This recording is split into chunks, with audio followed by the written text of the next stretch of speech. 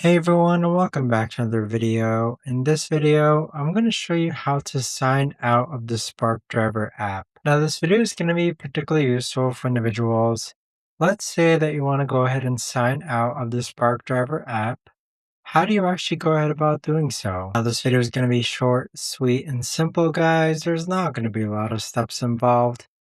Now, in order to sign out, what you're first going to do is go onto the Spark Driver app, click on More on the bottom right hand corner, then click on Settings. Then on the bottom hand side, you're going to see Sign Out. Click on Sign Out, and that should sign you out of the Spark Driver app. But there you have it, guys. That right there is the best and easiest way that I know of to actually go ahead and sign out of the Spark Driver app. If you guys know of a better or easier way to actually do this, let me know in the comments down below. I would love to know. Thanks so much for watching everyone, and I'll see you guys all in the next video.